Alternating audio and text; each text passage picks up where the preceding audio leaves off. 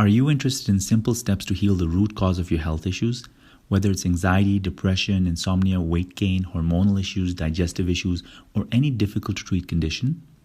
Welcome to Heal Your Body, Cure Your Mind, where you'll get most of the answers for your health concerns and benefit from the latest techniques in naturopathic medicine, functional medicine, and psychotherapy to heal your mind and body together. As a naturopathic doctor, psychotherapist, and best-selling author, I've also created a free ebook and online course for you at drameet.com. That's drameet.com, where you'll get tons of tips to heal your mind, your body, your emotions, your gut, your liver, inflammation, and other things that go wrong in your body. Without further ado, with lots of love to your beautiful heart, here's your podcast for this week.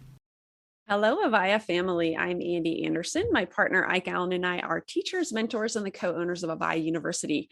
Avaya is a creator of over 1,000 books, films, courses, teachings, and other supportive resources. Thank you so much for joining us. Our fellow teacher, Dr. Ameet Agarwal, is back with us today to talk about trauma, inflammation, ancestral pain, and healing emotions. Voted one of the top 43 therapists worldwide, Dr. Ameet helps you heal the root cause of mood problems and physical illness by focusing on healing personal trauma and negative beliefs, your ancestral trauma, and your biology. He combines naturopathic and functional medicine, Gestalt psychotherapy, EMDR, family constellations, and homeopathy to help you heal your mind and body together. Welcome back to Avaya, Dr. Ameet. Thanks, Andy. Great to be back. I'm just dipping into ancestral trauma right now and wondering how to connect it to biology, but I'm excited to go there. Well, I'm excited to see where we go and what happens. So let's talk about, right, you've talked about in your work, like when you treat things like stress, anxiety, worry, this kind of stuff, you mentioned that it requires healing emotional trauma as well as the person's biology. So why is that? Okay, so our neurotransmitters, our brain chemicals, serotonin, dopamine, GABA, melatonin, etc., they are affected by our biology, the foods we eat, inflammation going on in our body, as well as by our stress response. And I'll show you how that happens. Basically, when we're stressed or traumatized as children, as adults, we go into a fight or flight state. And that requires our adrenal glands to make adrenaline and cortisol. And as children, when we get stressed and traumatized, we don't necessarily release that stress and trauma. It's stored in our nervous system. And that stored traumatic memory is driving your nervous system and your adrenal system constantly, even as adults, that old childhood trauma. And when you're faced with stress and trauma as an adult, what happens is those old traumas as a child, when you were a child, also get triggered. So you have like two traumatic responses, or stress responses going on. And even when you're not stressed or traumatized as an adult, those old memories are still firing up your nervous system. So over time, what happens is your adrenal glands get burnt out, and the chemicals they produce go out of balance. Your cortisol, adrenaline, all that goes out of balance. And when that happens, melatonin, serotonin, dopamine, GABA, all those brain chemicals start to go off, right? So the stress response, trauma, traumatic memories, etc., emotional stress affects our biology through the adrenal glands and the stress response, right? Through what we call the hypothalamus pituitary axis. Now, your adrenal glands are also affected by your biology, the foods you eat. When you eat inflammatory foods, gluten, dairy, too much coffee, etc., then what happens is your body gets inflamed. And when you have chronic inflammation, that inflammation also drives your adrenal glands to produce excessive cortisol. Yeah, so inflammation also burns out your adrenal glands. People think adrenal burnout is only from stress. No, your diet can actually cause you or lead to adrenal burnout as well. And when you get adrenal burnout, cortisol is out of balance, brain chemicals go out of balance, leading to stress, anxiety, worry, depression, all sorts of symptoms. Gotcha. Quick question, Ameet, just for people who don't know, like where are the adrenal glands? Beautiful. Okay. So adrenal glands are these little glands above your kidneys. Yeah. And they respond to stress through what we call the hypothalamus pituitary axis. You'll see that as HPA axis. Yeah. Your brain receives a signal of danger, danger, danger, and sends a signal immediately down to your adrenal glands. saying, okay, you know what, produce adrenaline so that we can run faster, we can hide, we can fight. And some of the responses actually is the freeze response, which many people don't talk about. Yeah, a lot of people actually go into a freeze response after trauma. So trauma is not the external environment necessarily, but trauma is what happens within you, the freeze response. And that can lead to, chronic sense of anxiety or muscle pains, even biological changes in your body, because basically you're compensating your natural response and your sense of freedom. Yeah. And you might slip into depression, silence, withdrawal. You're not so sure about the world because all your muscles are not activated. And mentally, you interpret that as lack of confidence, low self-esteem. You have a dry mouth or you sweat easily. Different changes happen. Gotcha. So, you mentioned, thank you for that. Just for people who didn't know what, we talk about adrenal glands all the time, but it's always interesting. Well, where are these things? So what about, let's dive a little deeper into the biology, right? And how the foods that we eat affect our adrenal glands. So you mentioned a few different like inflammatory foods. Can you kind of go deeper into those? And then what are anti-inflammatory foods? Great. Yeah. So inflammatory foods are foods that you're sensitive to that trigger inflammation, right? So you have a stomach and you have an intestine, and your intestine is like a nice lining kept healthy by good bacteria and good food. Over time, with antibiotic use, a poor diet, even the birth control pill, lots of medications, these good bacteria get killed off and the lining gets damaged. So you get holes in the intestine. And then that leads to toxins going into your bloodstream. And that triggers inflammation all over your body. Yeah. So it's not only foods like gluten and dairy and other foods you might be sensitive to. Some people are very sensitive to eggs, but it's also the medications you're taking. Anything that aggravates the stomach lining or the intestinal lining or kills the good bacteria in there. And then what happens is this chronic inflammation, one, of course, it pushes your adrenal glands to produce cortisol, but two, most people forget the master organ, the liver. See, the liver produces bile. It controls your hormones. It detoxifies your body. It does almost every single function in your body, right? It's connected to every single function in your body, including cholesterol management. Now, with chronic inflammation, your liver becomes inflamed as well. And the inflammation and toxins from pesticides from the environment also go in and slam your liver. So you got inflammation slamming your liver and toxins. Your liver becomes stagnant, produces less bile. When it produces less bile, you get more gas, bloating, indigestion, and constipation. So you get more toxin buildup and more inflammation, leading to more cortisol imbalance, which leads to, of course, the anxiety, the depression, insomnia, OCD. The other thing that people forget is that the liver controls the hormones like progesterone, estrogen metabolism. And when people's liver is stagnant, then usually I see a drop in progesterone, yeah, or an imbalance basically. And progesterone is super important for GABA, one of your anti-anxiety neurotransmitters, to work well in the brain. So when people have a hormonal imbalance, GABA doesn't work so well in the brain. So people experience PMS symptoms, anxiety, insomnia, excessive worry, yeah, because of liver stagnation, which is coming from chronic inflammation as well as from stress. Mm-hmm. Gotcha. Awesome. Thank you for diving deeper into that. And I know in your work, you have protocols, right, to heal our gut, replenish that bacteria, as well as heal the liver. Can you talk a little bit about how someone could get started doing that? Absolutely. So probiotics and healthy foods. So avoiding certain inflammatory foods. I go into more details in my online course where I go specific remedies, but I'll cover some of them here. Turmeric. Turmeric is an excellent anti-inflammatory spice that I add to my cooking. But the key thing is to avoid the foods that cause inflammation. I've mentioned them multiple times. It's typically wheat, dairy, anything with gluten for some people, excessive alcohol, excessive coffee. Beef I find quite inflammatory as well. Yeah. And then I like to include remedies to heal the gut lining. That's the probiotics. That's the glutamine powder. Depending though, if you have schizophrenia, bipolar, then I would avoid glutamine powder because it creates glutamate in the brain, yeah? And that can trigger some psychosis for some people. And then I've mentioned vitamin D. Fish oils are great. Evening primrose oil is also great. to reduce inflammation. But the key thing to remember is also to detoxify the liver. So that means having bitter foods. Bitter foods stimulate your liver to release more bile and to detoxify. Yeah. You want to have cabbage, sprouts, Brussels sprouts, broccoli, the cruciferous vegetables.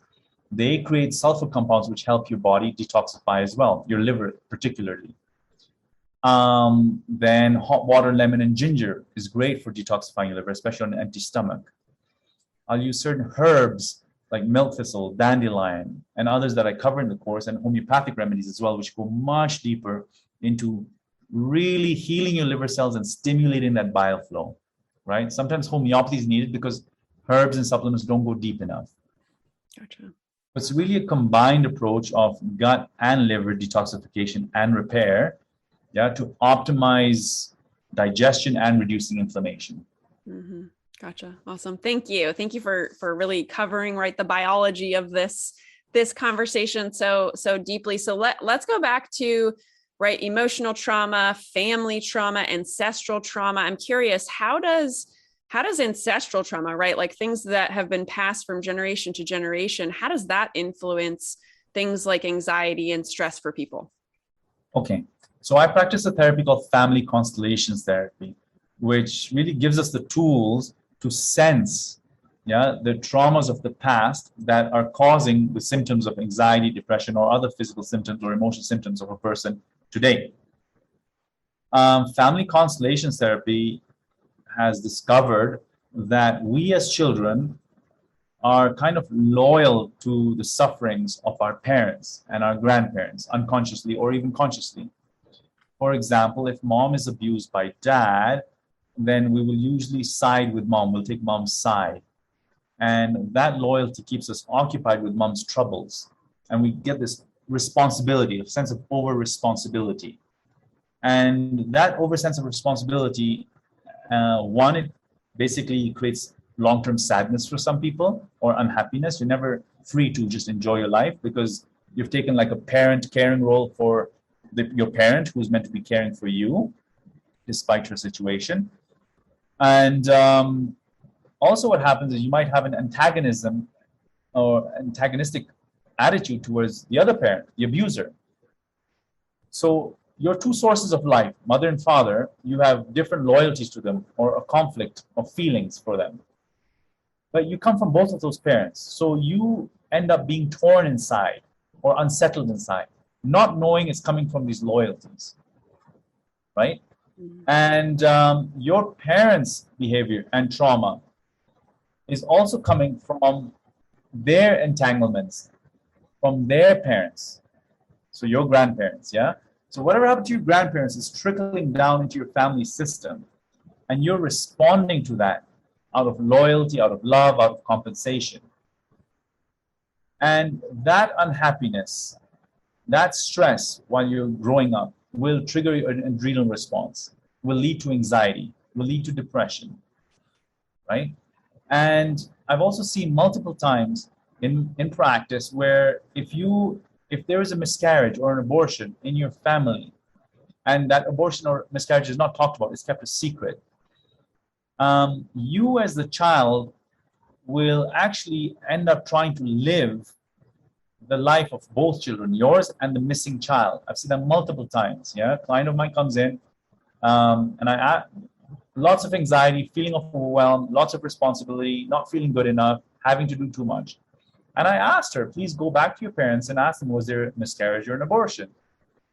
And she was shocked when she found it. She was like, Ameet, how did you know that? And we did a beautiful piece of work where I got her to stand in the room and imagine both her parents behind her. And then I said, okay, imagine that missing child before you, right? And I want you to really feel in your body what it feels like to be the second child in your family system rather than the first child. And she got a glimpse of another reality. She was like, gosh, this feels so much more calmer, right? I get my own soul now. Right? And then we said certain healing sentences like we do in family constellation therapy to really release that entanglement and to acknowledge that missing child and to feel seen by the parents as the second child. Andy, I'm telling you, She didn't need any more homeopathy. She didn't need any more therapy. It was done. Yeah. Her anxiety disappeared. Wow. Yeah, I From remember. one session. Say that last part again. From one session, just from one session. That is so amazing. I love it when we talk about this specific thing. I know we've talked about this in other master classes and how interesting that is, and something that most people probably haven't even thought of, that could be the cause of anxiety, stress, worry in their lives.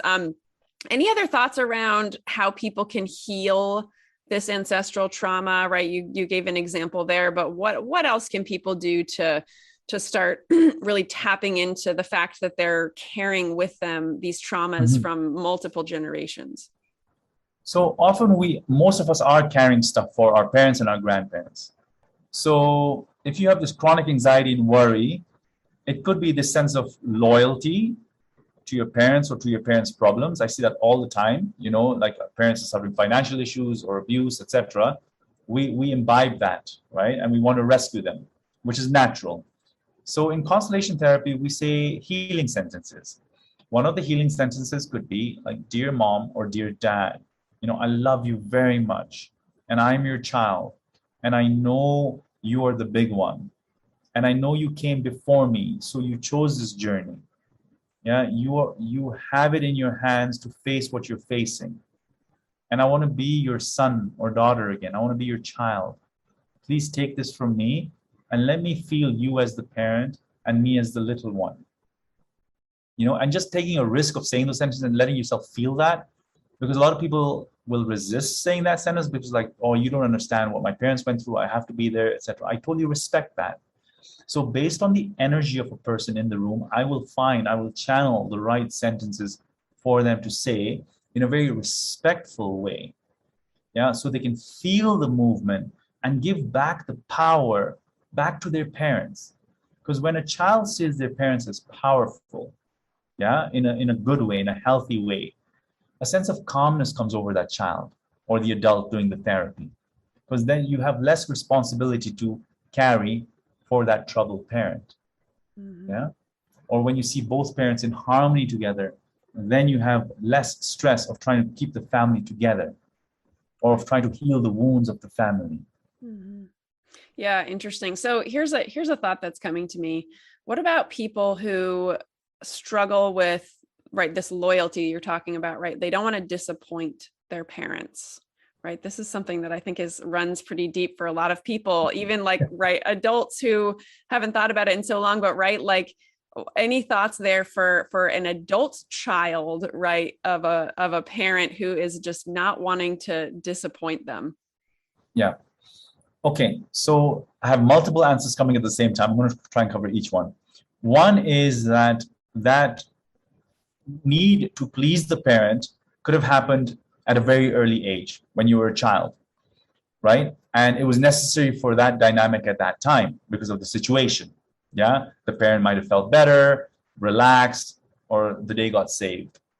The thing is, we don't release that entanglement. We don't realize that their parents' need is over and that they don't have the same expectations of us. And I see that all the time for my clients and for myself.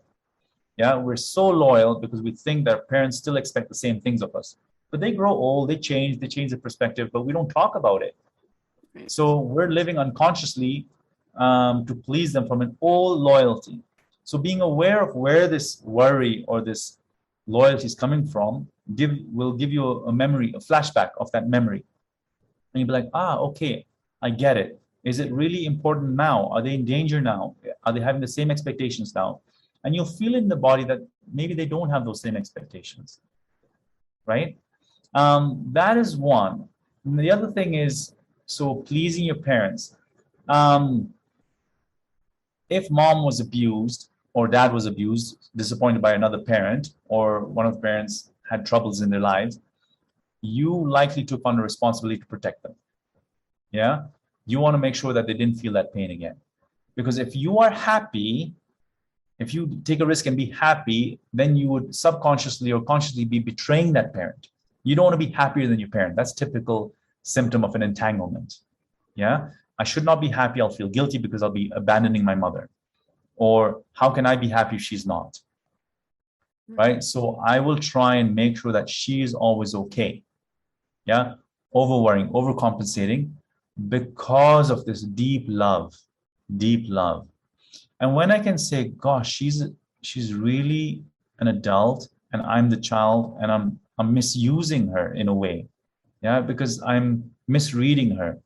I'm taking on her suffering, but that's creating more guilt for my mom or my dad because I am kind of making her worried about my happiness and my path in life. So both of you are just sinking the ship. And when you say these healing sentences and you can find the trust that your parents can carry their pain in most cases, but you don't have to abandon them. You can just energetically let them carry their pain and witness them as the carrier with dignity of their journey. And you can see them in the full light with deep respect and honor them. Like, gosh, you guys are amazing for doing this. Something releases from your body and you will feel a bit more free to live your life. Thank you. I really appreciate you going into that. That was just coming up for me in that moment, and how many people can relate to, some kind of wanting to please a parent, and yes, that enmeshment of holding on to their suffering and being able to release it. So thank you. I appreciate that. Here's another question for you, since we're talking anxiety and stress here also. I remember the last time we talked about how our negative emotions, like let's say depression or anxiety, can keep us connected, right, to our family of origin. Maybe it was an emotion felt regularly throughout childhood, so it makes us feel like we're connected to them. Any thoughts on that as it relates to this conversation? Mm-hmm. So my identity is formed in my family at an early age. Yeah. So if there's a lot of anxiety, depression, I associate belonging with those emotions. Yeah, that's my normal, that's my comfort zone in a way. And so our communication style is relating through that mindset with the family system. And it's hard to break away from that because that's my source of love. Yeah, that relationship could be my source of love, even if it was dysfunctional and painful. Familiarity can be interpreted as love for many people. And that's why many people go into abusive relationships later on when they grow up in abusive homes or their parents were abusive, right? Right. And so it feels almost unnatural or fake or like a movie to be happy, to act in a different way, because we've adopted a role at an early age to fit into the family dynamics. And coming out of it would almost be leaving those other people, our family, behind and betraying them, quote unquote, right? And it's only through deep therapy, really gentle, compassionate inquiry and tenderness can a person begin to feel safe in letting a smile in, letting go of that entanglement and trusting that they're still connected at the heart with the family, even though they bring in a bit of happiness or confidence back into the system. And bizarrely, Andy, what happens is when I work with individuals and they heal, their family starts shifting. Even though the family is far away, because somehow their energy shift now creates a shift in their family dynamic. And people in the family start getting clarity for themselves in their own lives. And the weight of the family reduces. Gotcha. Awesome. Yeah, it's a beautiful experience. Mm-hmm. Yeah. So here's one more question before we start wrapping up. So let's talk a little bit about ending the cycle, right? You kind of touched on it right there, but right, ending this cycle of ancestral trauma, right? How does one participate in that? Oh, okay. So I do most of my therapy sessions online, right? I use healing sentences. So ending the cycle, you can give back. We say, please take this back. I am the little one. You're the grandfather. You're the parent. Please take this from me. Yeah, and you push it back and physically feel it. Yeah, it's important to really do somatic experiencing, not the therapy called somatic experiencing, but experience things somatically while you're doing a constellation or psychotherapy. Yeah, I use Gestalt. You can do EMDR, Gestalt, whatever. But feeling in your body when you're doing these healing sentences, because that means you're really doing the work. If you only do it theoretically, you're not really doing the work. So giving back is one way of ending the cycle. Yeah, please take this responsibility back. I'm the child. Forgiveness is a huge one for ending the cycle. And in constellation work, I like to use the healing sentence, I'm sorry this happened between us, which is very different from saying, I forgive you. I forgive you means I still blame you, I acknowledge, but I'm forgiving you mentally. I'm sorry this happened between us is like, gosh, that was an experience. I still see you as a soul and as a human, equal to me. And the event is what happened between us. And you're not the perpetrator anymore in a way. Like I'm not holding you as a perpetrator as much as when I say, I forgive you. And that also breaks the cycle. Awesome. I also do something called dynamic meditation based on Osho's teachings. It's like a lot of stress release, like heavy breathing, fast breathing, and kicking and yelling and all that. And that can really release stress and trauma from your body, even while you're focusing on that ancestor or that parent. Yeah, because we have a certain mindset, a narrative that's going on, an entanglement that's going on when we're thinking about certain people. And that is a source of stress. And when you do a lot of like strong movements and strong breathing and you know how to release those emotions, that mindset and that narrative changes. Your language with that person changes. Just today, I had a different conversation with somebody who really hurt me, right? After I did that type of meditation, and the cycle broke. The cycle of resentment and pain and animosity broke because I came to it using a different language, but I could only feel safe using that different language because I had done some inner work. If somebody told me, no, say it this way, I wouldn't feel safe because I would feel I would be betraying myself or compensating on my integrity. But because I'd released the pain and I was feeling comfortable in my own skin and more confident, I didn't need that person's approval anymore. It was safe for me to say, you know what, just let it go. I'm okay with it. Gotcha. And not needing them to apologize. I was done. Right. Complete for yourself. That's awesome. Yeah. So that breaks the cycle as well. Thank you. I love all of that. It's always fun to, right. We've had so many conversations over the years and we always manage to talk about something new and different and stuff we've never heard about. I love it. That was great. Thank you. Well, let's talk a little bit about how people can learn more about you. I know you have a gift for everyone and an offer, and there's a couple buttons below that lead over to your site. So what do you have for us?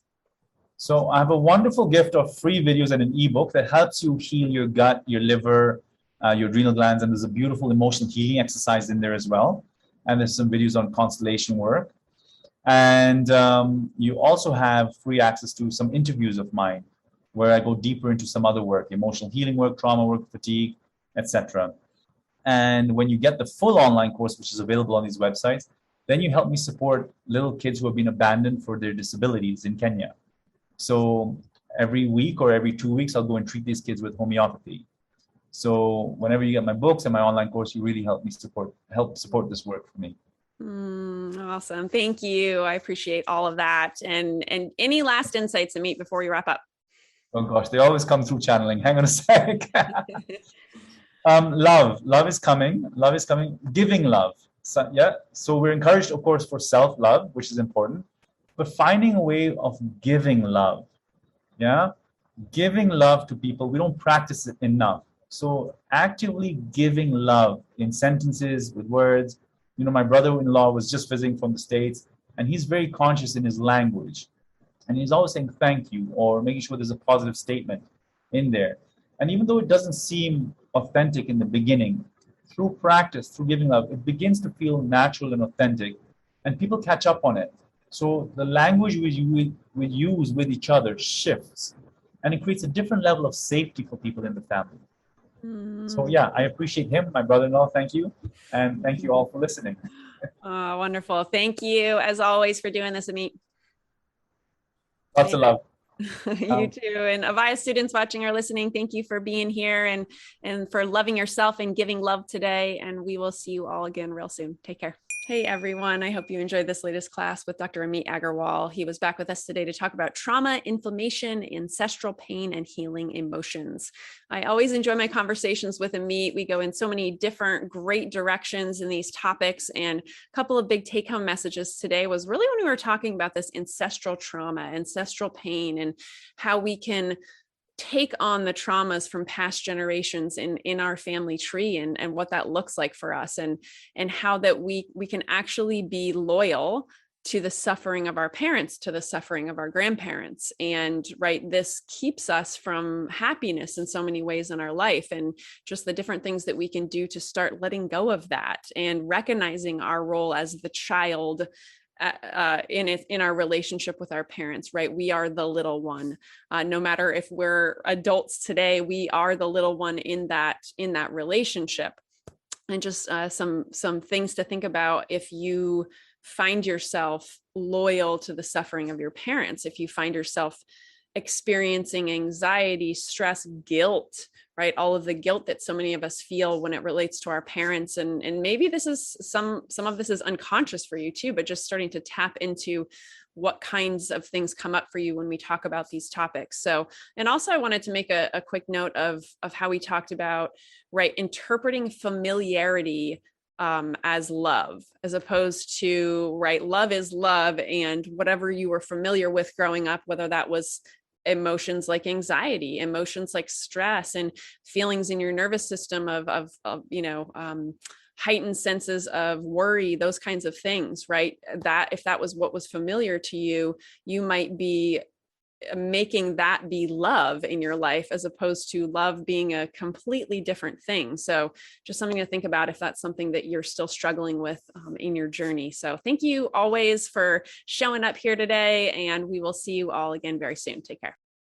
Thanks for listening. Remember, you can go deeper in your healing with amazing remedies and therapies covered in your free online course and ebook on drameet.com. That's drameet.com. Lots of love and thank you. God bless.